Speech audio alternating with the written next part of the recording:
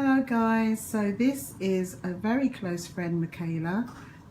We used to go dancing and drinking together, and then she decided she wanted to start popping babies out. So we're together for her first baby, and she's now had her second baby lightning speed. There was no way at all I could have got to her where she was, but she had lots of plans anyway, really good plans, and they were carried out. And I just want to let her speak to you about her joyful birth. So Mikaela, go. Hello, so I'm Mikaela, and I'm from Slovakia. I think this is very important to know because I can actually compare the healthcare and the health system back in my countries and here in UK. So yeah, the second pregnancy was a bit stressful because when I was 28 weeks, I insisted on a test for gestational diabetes, which is done in my country routinely for all moms after 25 years, and they refused because I was not in a risk group. But then somehow they did, and I was diagnosed with gestational diabetes. Even I don't consider myself fat or anything, and I have quite healthy diet. But you know, I'm 40, maybe that's why. Anyway, so yeah, my pregnancy changed really from this moment because I had to change my diet completely.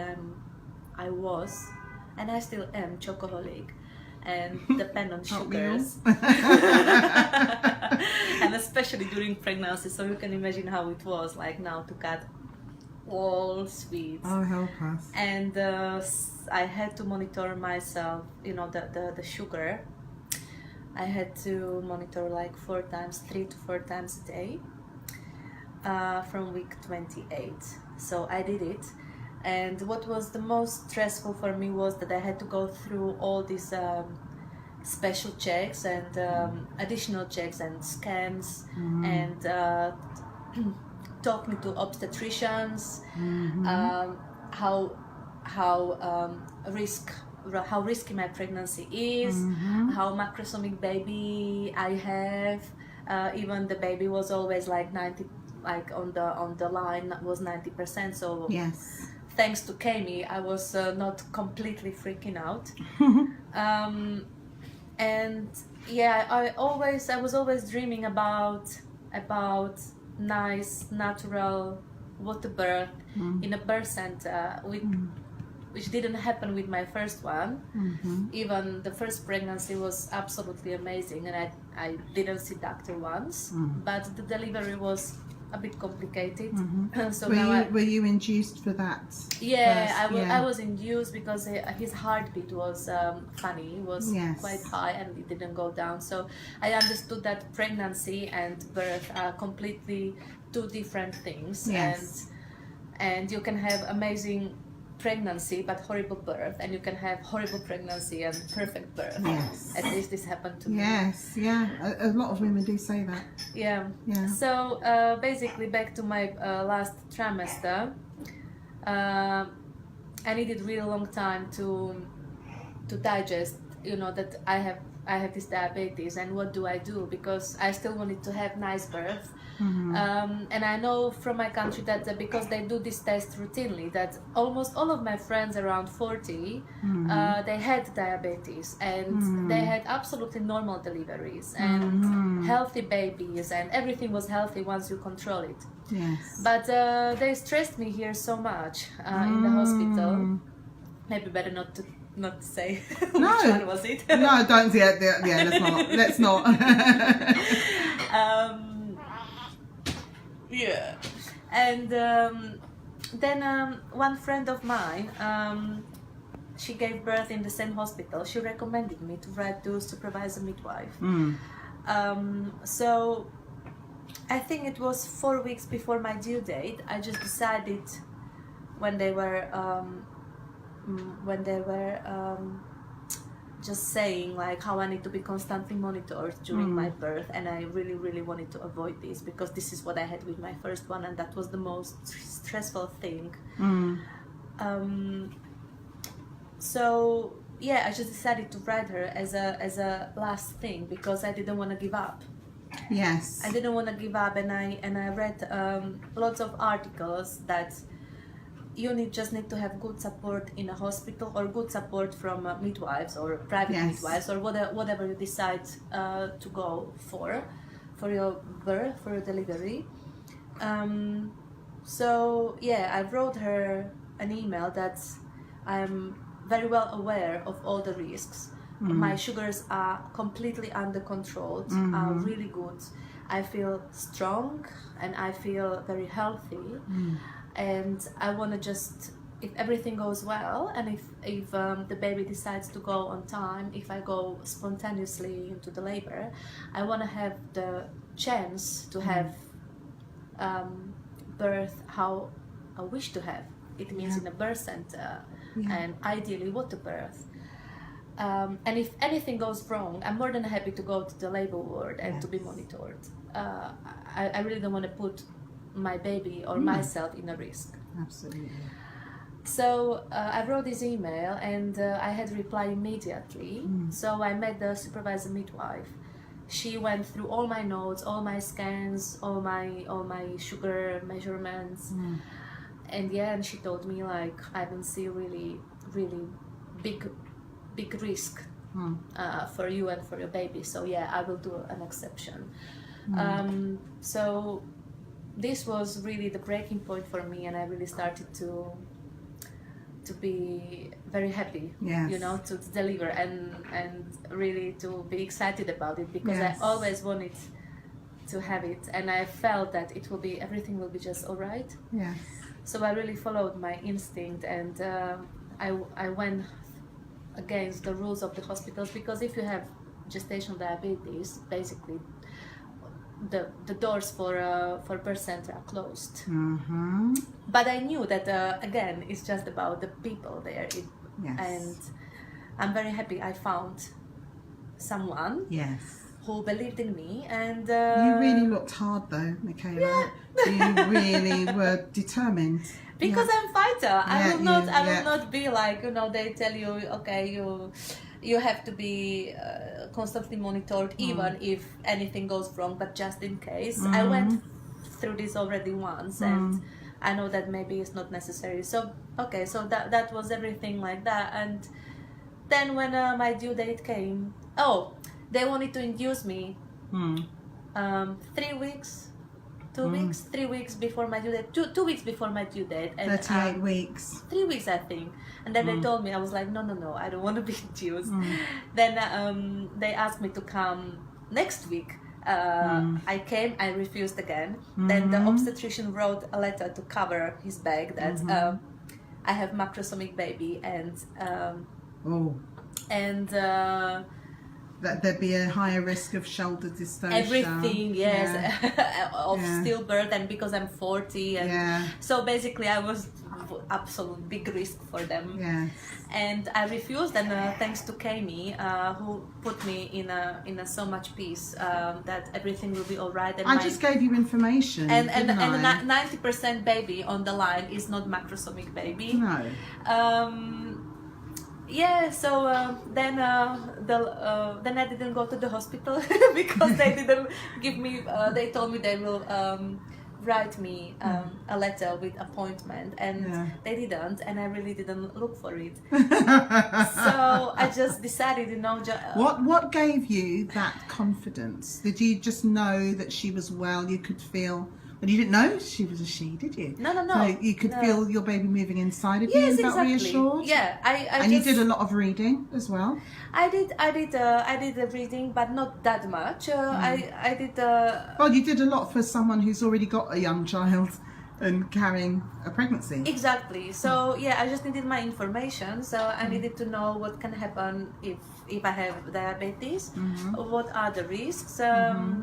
And basically, thanks to Kami, thanks to my friends, I really could feel that I will follow my instinct. And I think that is the most important thing. I think that's all I remember saying to you. I just gave you some information and said, now you've got that. You're an intelligent woman. You're obviously responsible. Your first child's still alive.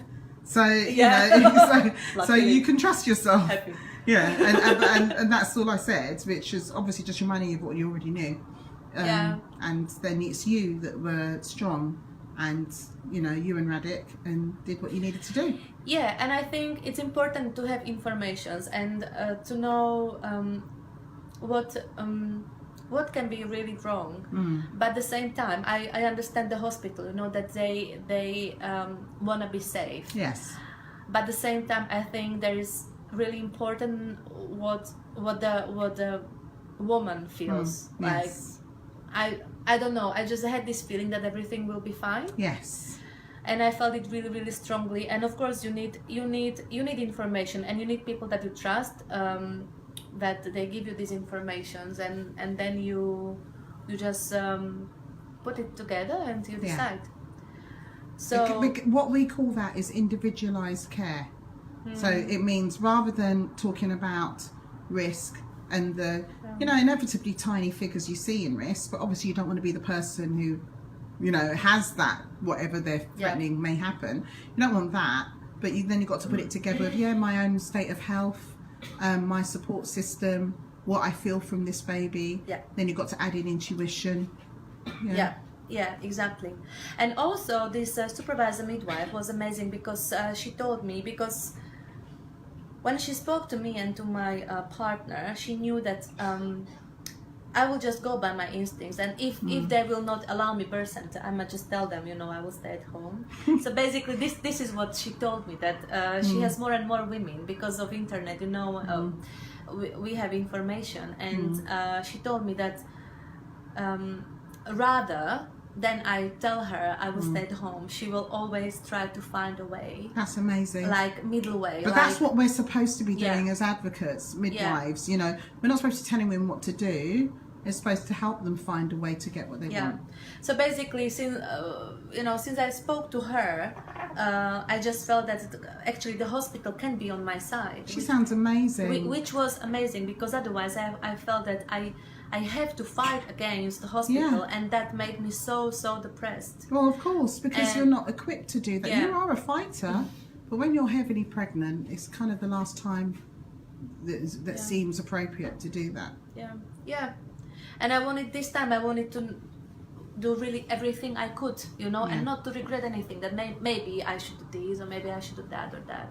But I think the most important really was to follow the instinct and the feeling that I actually felt really healthy, despite the diabetes, you know, because at the end of the day, if your sugars are fine, then you are maybe even better than moms. They are not diagnosed with diabetes, and they eat sugars. Well, that's right, exactly, because we found, the research has shown that women who aren't diagnosed gestational diabetic but eat sugar inappropriately also have similar outcomes with macrosomia and babies that you know, dependent on sugar. So you went to great lengths to control your sugars, and you ate very well and clean food, and you sourced it well, and you did your research.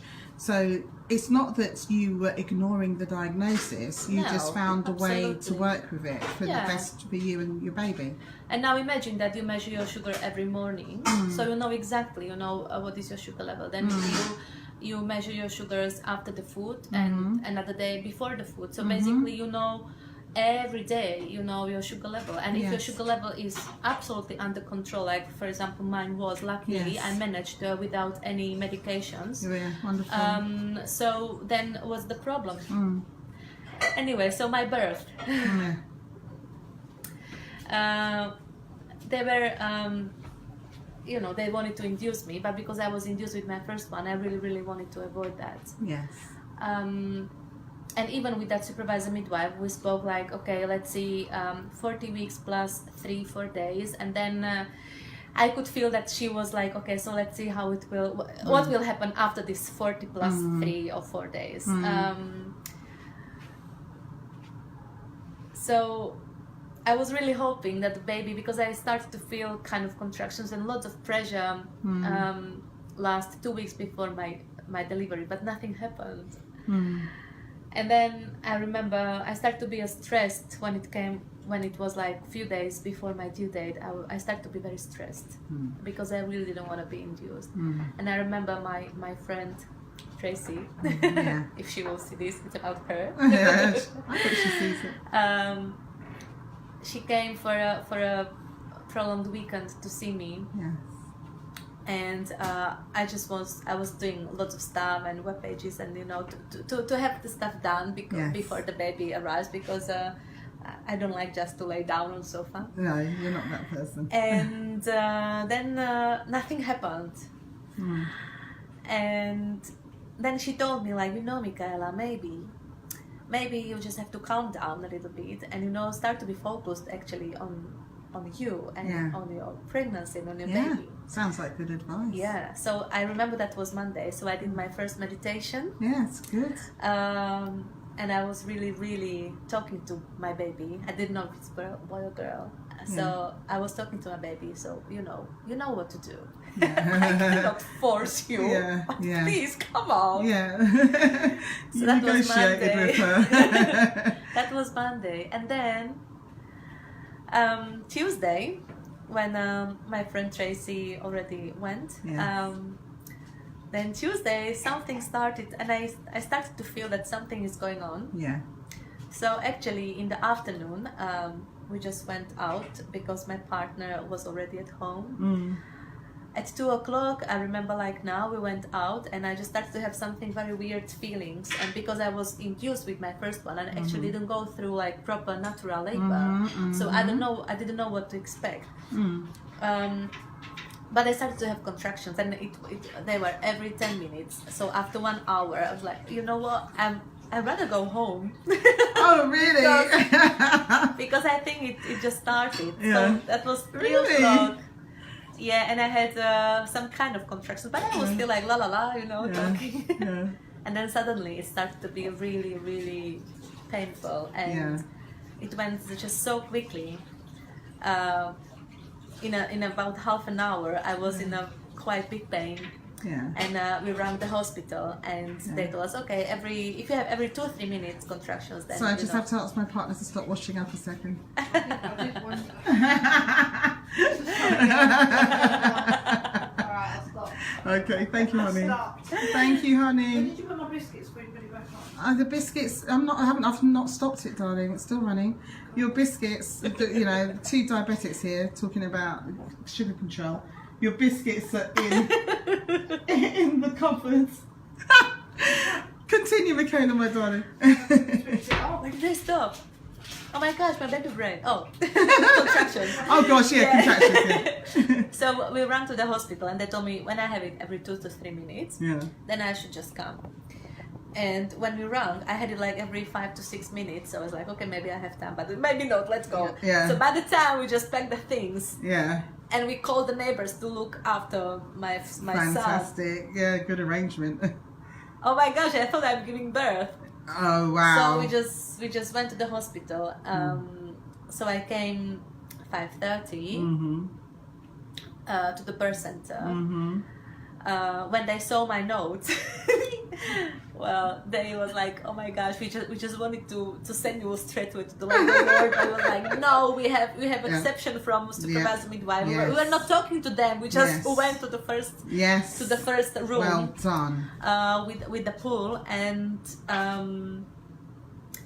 so I was examined 5:45, and I was 3 centimeters dilated, and then in about next 45 minutes I was fully dilated. Oh my god, yes. So that's what we call precipitate labour. And it was very painful. Yeah, because it's precipitate. It's like your body's going bang, bang, bang, bang, get the baby out now. But, it was all natural, so I knew that's all fine. Yeah. I will survive somehow. Yes. So I was asking for gas and air. Yeah. I used gas and air, but I think it didn't work. Because with the first one I felt drunk, and this didn't do it wasn't helpful. Precipitate labour, it happens fairly regularly for women having their second or third child. And they all say the same thing, like nothing touched it. The massage didn't help. I need to speak to. Well, actually, I was with a woman who had a hypnobirth, and it was her second, and it was fast. And she, when you see her film, I'll show you her film. she feels differently about it. So Okay. so yeah. So there you go. If you go for number 3 or 4. No. Oh, done. all right. No. I have boy Sorry. and girl. Sorry, that's it. She's got I'm one. 40. She's got one of each, and she's 40. She said that's enough. But yeah, continue. Okay, so then, I was fully elected. I just jumped to the water. Yeah. And that was it. By the way, it's really amazing, the water. Water's I couldn't believe amazing. how the temperature of the water suddenly it just makes you just changed. The pain and everything was just in completely another level. I mean, it felt very natural, and I could cope somehow. And then I was just pushing. She was just going. She was like, she was just I'm going coming down. out, mummy. I'm It's coming out." happening. I'm not messing about. And the funny thing is that I didn't read that much about the Waterbirth. That they told me that when I have birth in the water, they will not help me. So basically, Yes. she was born by herself. Oh, she was. Which was amazing, and now this will be very intimate. I was in a position that they couldn't see anything, so and they Yes. couldn't find the mirrors. Yes. Hooray! that well, was just well so done. funny. Well done. Because that can be a bit distracting when you put a mirror somewhere, and sometimes you feel the mirror because we're not moving it fast enough, and then because we've got the mirror, it means you get the torch, and it can be a bit distracting for the woman. So that's fantastic. So yeah, it was unbelievable, and it was just so quick then. So basically, well, it was just head, and then another contraction, boom. Yeah. I touched her. I didn't know what to do. I touched her, and that was it. Fantastic. Basically, she was born. So did by you herself. when she was born by herself, which all babies would be if we didn't fuss or meddle. Yeah. You know, obviously some may need a bit of help, but it's clear when they do. But when she came out in the water, did you lift her up out of the Yes. water? Yeah, it was me, because I was the only one. They were. Yay! So I was the Love first one who it. touched the baby, which is really, really amazing. Oh, that's feeling. so incredible. Yeah. That's fantastic. Did Radek feel like getting in the water? No, because I wanted that he makes the pictures that I can do yes. like a really dramatic birth story. Yeah, yeah. But we couldn't see your face in the pictures because of the gas in there. Yes. So no, it was fine. Did your midwives and your supporters, did they stay quiet for you? Did you get to cuddle her and get to know her? And... Yes, absolutely. Oh, I Then love at that. the end, actually, the birth center in that hospital is amazing. Fantastic. And all the Do you want midwives, to name it then? the midwives in a birth center were absolutely amazing, all of them. Okay. Do you want to say the birth centre? Give them credit if you want to. Stoke Mandeville, Wonderful. I think people Aylesbury, should know. Buckinghamshire. Fantastic. Yeah. So I Lovely. would really, really recommend this birth center. Lovely. Yeah, Lovely. because all of them, they are fantastic. Yeah. All of them. All of yeah. them. Even I stayed for one night, and the next day I went home. Did you stay for one night for Yeah. them to check the sugars on the baby? The sugars of the baby. Yeah. They do every 3 hours then later, Yeah. and she was absolutely fine. She without was. Any problem. Oh, She absolutely. was, because you controlled your sugars. You know, maybe if you hadn't, then the situation may have been different. Maybe. But she was. You were told that you were going to have a baby elephant, weren't you? Oh, yes. And at the end, I had baby that they did the last scan like 3 weeks before, and the Yeah. baby was kind of the same. Yeah. So Yeah. really not macrosomic baby at No. all. No. She was above average, but Yes. not just the weight, but she is above average, like Yes. the length of the baby. So Yes. it's not definitely like bigger baby, like around the belly, or Yes. like fat baby. No, Yeah. absolutely not. Absolutely perfect. Do you know, if I hadn't had children and then I listened to what you just said, I'd just be really overjoyed right now. So I'd feel really confident and, you know, happy. And it's lovely to see your lovely little face and your little bundle there. And she's a month old now, isn't she? And she's breastfed and she likes her food, clearly. Oh, God. She loves her food. And maybe I might nab you for a breastfeeding video at some other point. not you don't have to get them out on the video, just to talk about your experience between both children. But yeah, we'll make that for another video. Is there anything else you want to say? If you tell me before, I would make some makeup. Okay, yeah, I know. If I told you before, you might go missing. I'd struggle to get you in front of the camera, so I had to catch you out. Yeah, last night was sleeping for like 2 hours, so please, you can see. But I'm still happy. Yeah, she's happy. Oh, she's happy. She did a bit of a drive to come and see me, and yeah.